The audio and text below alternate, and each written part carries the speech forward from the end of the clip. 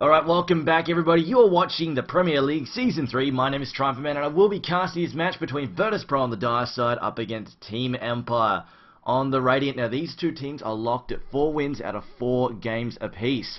So they are the two front runners at the moment for the league. And Team Empire opening up with a Nakes ban, the Lifestealer. And this is an interesting choice. Lifestealer does not get picked all that often. However, Virtus.Pro are a team that will actually bring it out every now and then, and they do use it fairly effectively. Empire, on the other hand, they've decided to ban Obsidian Destroyer as well. Batrider also banned. I'm going to say Obsidian Destroyer and Nakes, two really uncommon bans, and they've allowed the Wisp through. Will Empire pick it up here?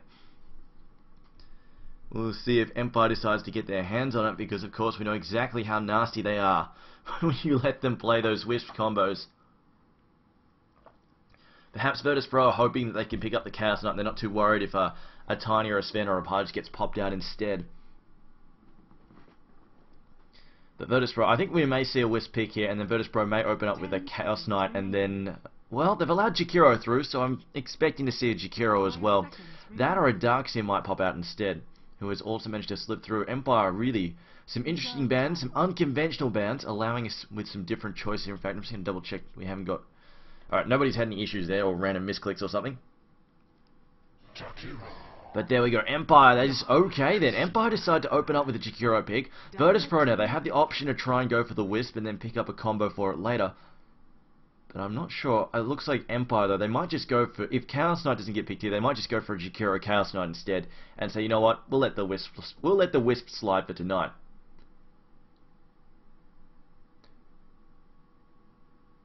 Now the second pick here for Virtus.Pro, I get the feeling they're probably really debating this, because they've seen exactly how many teams that Funnick has torn to shreds. They really want, I think they're debating whether they want to pick up the Wisp, or they want to secure some kind of AoE to go with Darkseer here. We've seen this sort of dilemma pop up every now and then, teams not really sure, but it looks like no, they decided they want a Rubik instead. So they're probably just grabbed up one of their support heroes there. Rubik could be a support, he could be a mid, we'll see. Of course, I'm just wondering if we'll actually see a disruptor. NS plays a very, very mean disruptor, and it could still definitely fit into that lineup. In fact, you might even see Empire ban it further down the line as well. And there we go, there's that Wisp and a Chaos Knight combo. It allowed Empire to select it. And oh boy, we'll see if Virtus.Pro can handle this, but it may get fairly messy fairly quickly. Especially if they decide to run an offensive trial lane as well with Jakiro, Wisp and Chaos Knight. They could even just run a dual lane with Wisp and Chaos Knight together and have Jakiro float between the jungle and harassing the mid lane, trying to set up kills there. And yes, sadly, as of today, trolling stream, Moscow 5 has disbanded, so we will be looking for a replacement team for them for the Premier League, unfortunately. But them's the breaks.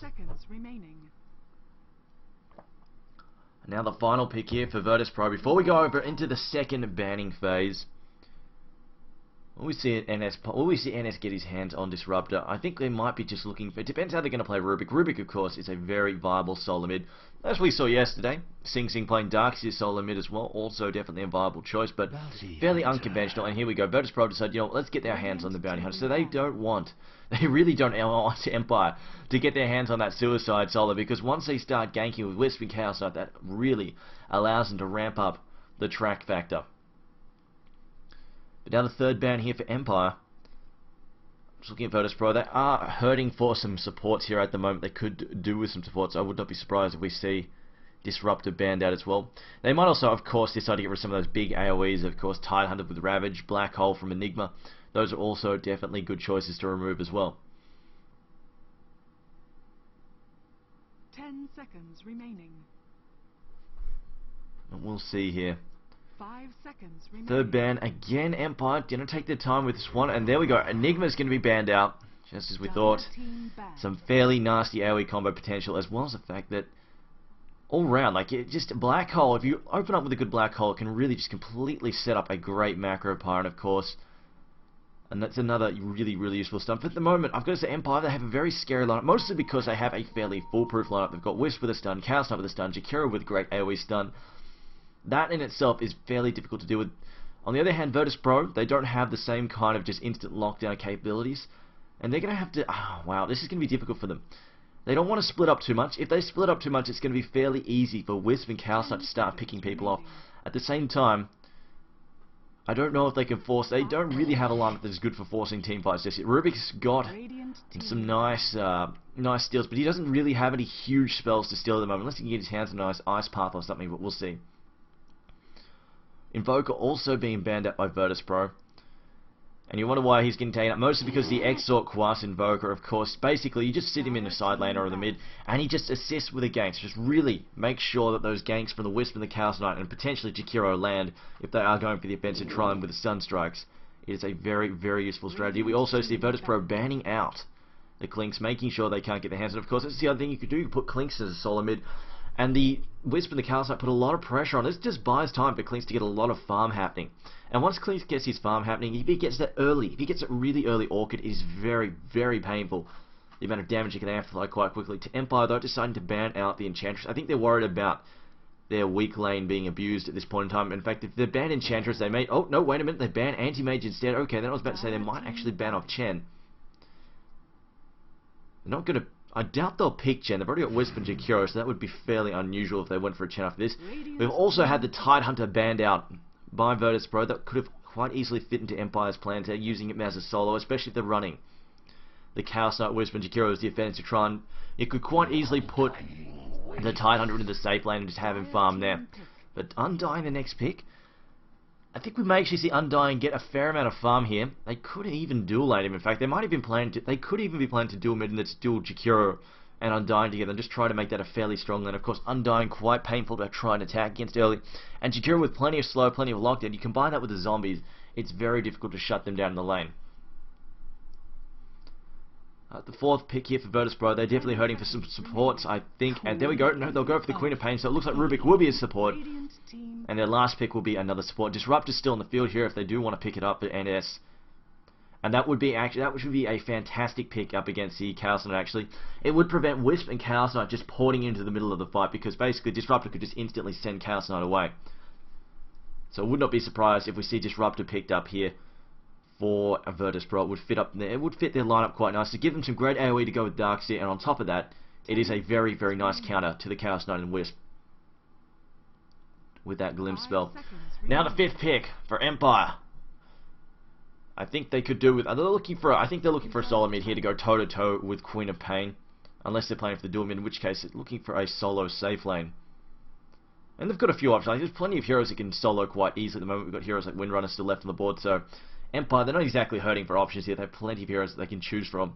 And I think they're just trying to decide which one is going to synergize best with their lineup or counter Virtus.Pro's the best. And there we go. It will be Puck. There's their solo choice. Now, is he going to be solo mid or is he going to take the solo side lane? He's not a bad choice against Queen of Pain because, of course, with Phase Shift, he can quite easily avoid her harassment. She does rely on that Shadow Strike harass, and of course Phase Shift will allow him, if he's got the right timing, to dodge anything from Shadow Strike to Screams. But he could be put in the safe lane. They might be hoping, they could be just planning actually for a dual lane. Chaos Knight and Wisp together in dual mid would quite easily shut down the Queen of Pain. She would have to be extremely careful, especially once Chaos Knight gets a couple levels in his stun. He would be able to lock, if he gets a lucky stun off, she would get locked down quite easily, and of course she's not particularly tough and hard to kill in the early stages, especially if she's going for fast boots and bottle to get mobile early on. But the final pick here for Virtus.Pro, I am feeling a Disruptor pick here. I think it would be the best choice for them. It's going to help deal with a lot of annoying heroes, especially you could even use Glimpse against Puck to send him back if he tries to jump into the middle of you just to set up the fight.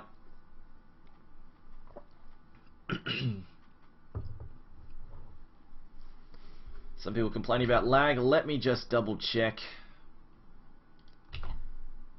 Night Stalker. Let me just double check the stream settings right now. Okay, I'm not dropping frames, so it's not on mine. Whatever lag you're getting, it's either a Twitch server or it is your internet just not being good enough to download the stream. So there is that. And it's going to be a final pick as a Night Stalker. Okay, really wasn't expecting that. Bit of a left field pick there. I guess he may try and use that silence to shut down Chaos Knight when he gets in the fight, but I really am not feeling this Night Stalker pick here. They're going to be really hard up for the supporters. It's going to be Rubik doing the majority of the support. Probably Darkseer is going to try and help out as much as he can. This is definitely going to be a very, very rough situation to be in. Apparently, who is that there? Okay, I have no idea who that is for the fifth player, but regardless, Alright, so playing for Empire, we have Goblack playing Undying, SS on Jakiro, Scandal playing Puck, Blow Your Brains playing Chaos Knight, and Funnick playing the Wisp. For Virtus.Pro, we have, however you pronounce that, it's probably something Russian there, playing Night Stalker, KSI playing the Rubik, 401, who did not tag up despite being asked to, playing Darkseer, so he can be 401 tonight. And then we've got Bandit playing the Bounty Hunter, NS playing Queen of Pain. And it's a bit of an odd lineup here for Virtus.Pro. We'll see how they handle it though. Bandit heading towards the Suicide Soul Land. That's fairly normal. Looks like Night Stalker will be taking the mid. Queen of Pain is going to get babysat top by the Rubik. And they will have Darkseer in the jungle by the looks of things. He may pop out every now and then just help out. Looks like he's going to focus on pulling and just knocking out those creep waves there as much as he can. 30 seconds to battle. Empire called GLHF, new tactics. And there we go. It will be a Dirge and Jakiro lane up top. This is going to be a rough one for Queen of Pain as well as Rubik to deal with. They're actually going to be quite vulnerable. Well, they're going to be quite vulnerable to... Well, Rubik rather. It's going to be quite vulnerable to getting ganked. Queen of Pain less so. But at the same time, it's going to be a lot easier for these guys to take control lane just because they can play fairly aggressive. They don't need to worry too much about engaging. If Queen of Pain tries to jump in on them, they can just throw down their disables as well as a tombstone. It's going to become very, very nasty in a matter of a few seconds. Meanwhile, Puck will be taking solo mid. Funnick and Chaos Knight will be heading to the bottom lane. Wisp is going to be pulling as much as he can, and it will be Chaos Knight versus Bounty Hunter. Chaos Knight should be able to handle that just fine. And they're hoping that Night Stalker here can get involved here, get stuck in about the 6-minute mark. They really want this guy to start taking control of the map, because otherwise, the issue is though, I just feel Night Stalker is somewhat subpar lately. Just compared to these stronger combos, like the map control, in terms of map control, stuff like the Wisp, the Chaos Knight, or the Wisp and the Tiny, I feel it's a lot stronger. Night Stalker is a very situational hero, only works during half the match there with the night time, and then he's not really all that awesome outside of it. So you really don't have that on-demand effect, and a lot of teams can play around that nighttime effect. But there we go, we see that damage being dealt to Queen of Pain. She's being forced back. Look at that strength steal.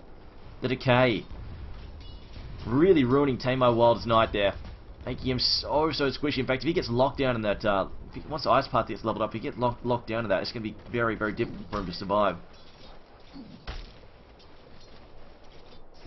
Night Stalker, he's going to be on the back foot here to Puck, mostly because Puck can, of course, just harass and CS at the same time there. And you see how Tame My Wild is hanging back there, doesn't really want to get near Goblack. Goblack's just going to throw Decay at him all the time. He's also got 1 level and Soul Rip here. Hasn't actually picked up the Tombstone yet. Interesting choice there.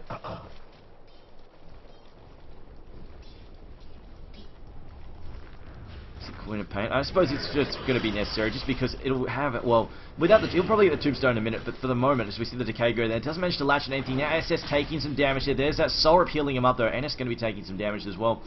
He is going to back off though in the end. KSI moving in to harass them a little bit. Meanwhile, it looks like Bounty Hunter is trying to jack a few creep there. Doesn't quite manage to get it, and he may just roll mid and try and harass Puck a little bit. In fact, if they can get a silence and a void down at the same time, might be enough to take him out. Although that said,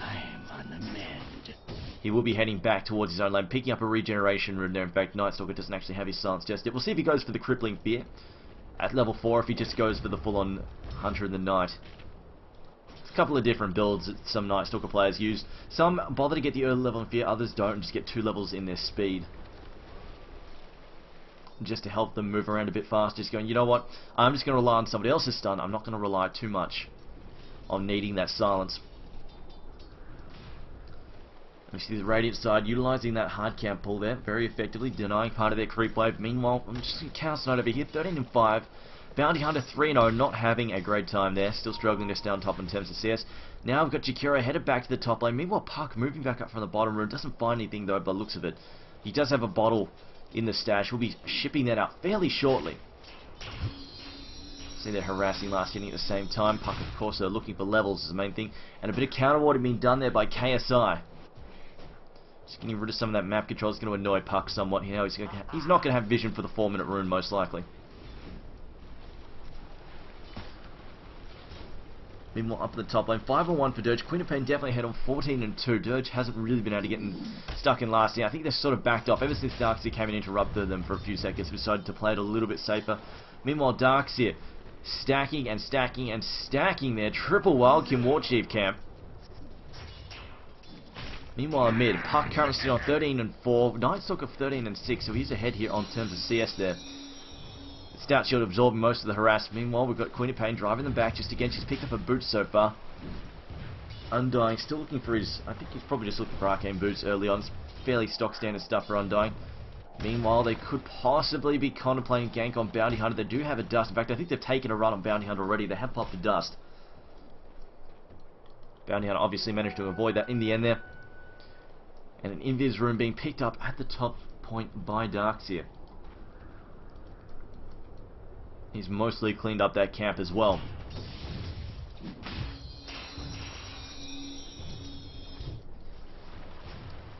See Jakiro though. 149 gold at the moment. He's kind of hurting here. I'm just looking to see. Yep, he's already upgraded the courier. We'll need to start saving up for the 6-minute wards. So of course, losing one of his wards already to a counter ward up on the top row. And he will be looking to get the 6-minute wards up, because if he doesn't, that's going to give Night Stalker, once the 6-minute comes, that's night time, and it's going to give Night Stalker a lot of maneuverability. He doesn't have to worry about getting spotted up by these wards. Then we go Jakiro now ducking into the enemy jungle here. He's just going to try and prevent this pull. Not going to happen though. Some of the creep will manage to get in on that. As we see, Bounty Hunter is watching Funnick here. I think he's just planning to try and snag a little bit of CS there. Although Funnick still picking up these last hits here. Funnick on 9 and 2, in fact, almost as the same position as Bounty Hunter. Bounty Hunter now backing off. Of course, he can't really afford to go toe to toe there with the creep wave. He can't harass back all that easily. Meanwhile, it looks like the tombstone's been thrown, and Tamar while taking some damage here. However, they will get the last hit on the tombstone. 90 gold there, but it does cost them a lot of health. Night Stalker mid's getting harassed a bit more by Scandal. Scandal with the full bottle at the moment. Might actually gun for him at level 6 if Night Stalker isn't careful. He's going to shuttle back his bottle now. And that 6-minute mark is coming up very, very shortly.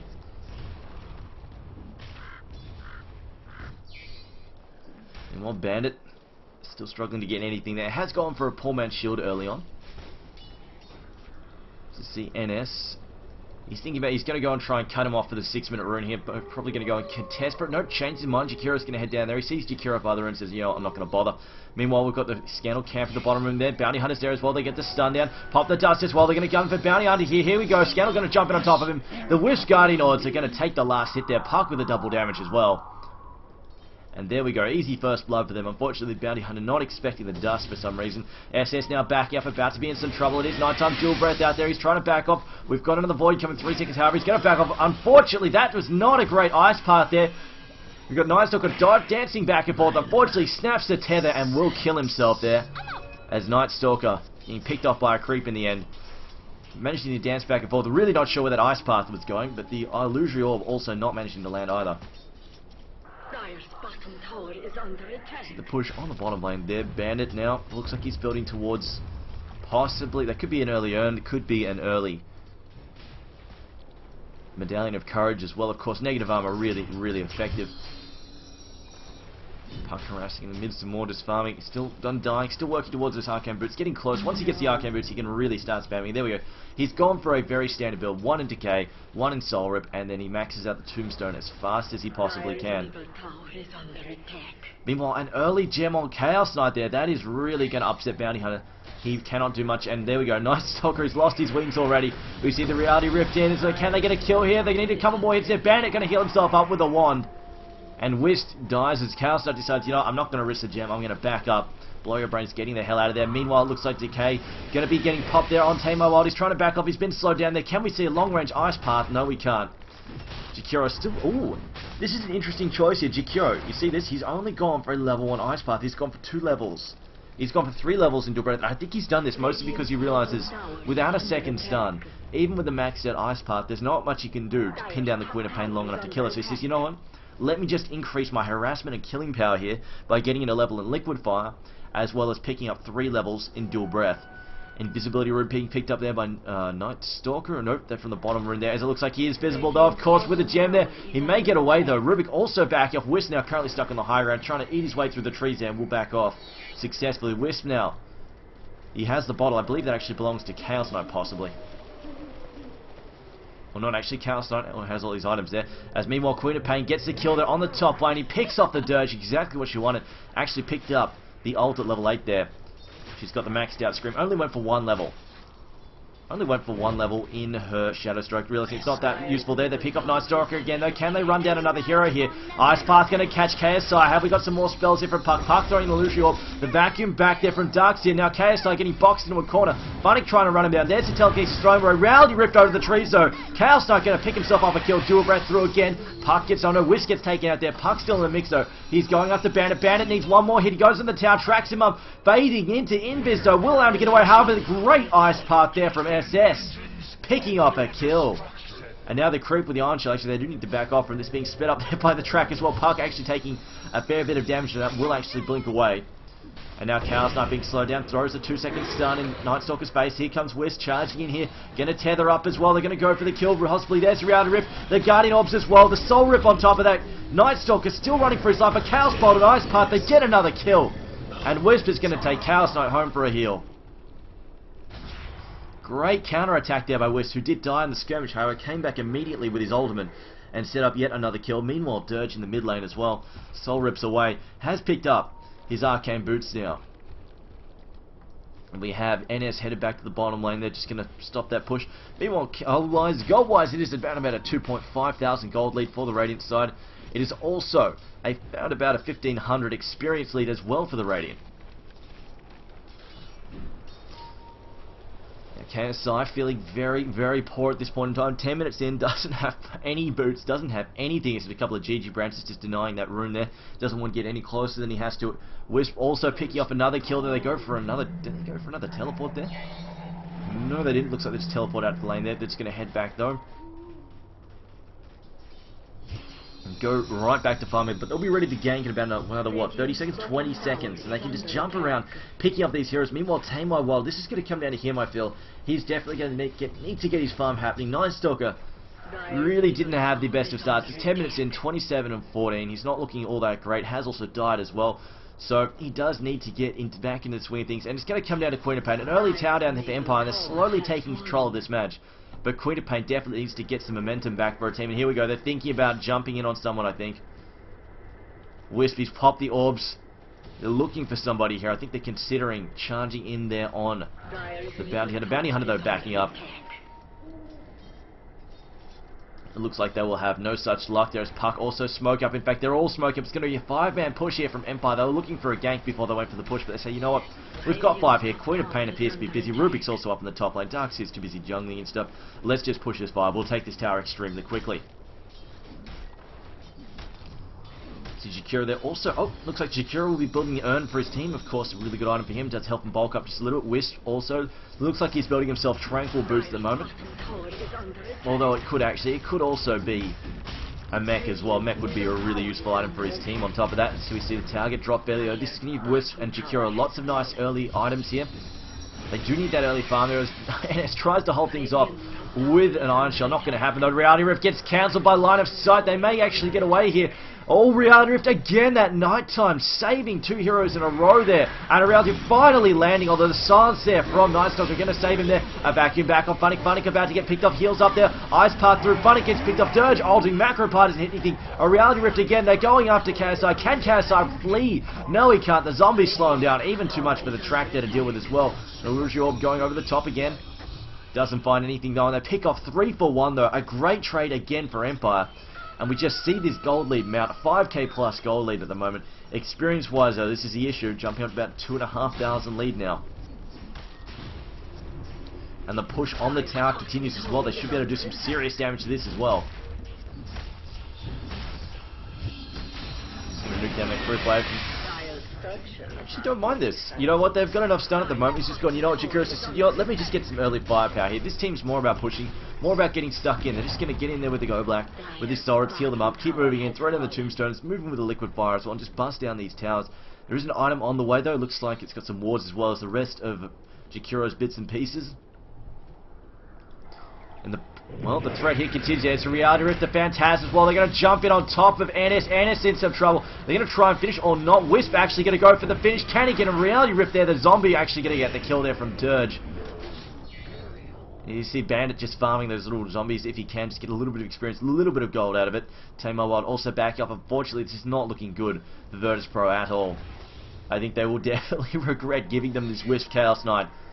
Cowstart again with that gem has finished up his drums down as well. Buys up a vitality booster to heal himself, or basically make himself tankier. And it looks like they've got their sights set on the mid tower now as well. They're just building up that gold advantage. Once they take this tier 2 mid tower, they will most likely jump to the top lane as well. They've got 2 towers up there that are ripe for pushing. Meanwhile, Bounty Hunter trying to catch up in any way he can. Still working on his phase boots there. Going to be farming them up in the jungle off the easy camp. Rubik has managed to find his boots at the very least. Might actually help him get away from the zombies for a change. No, I'm joking. Nobody gets away from the zombies. You can't outrun them. The speedy zombies. Scandal also finding himself a double damage run at this point in time.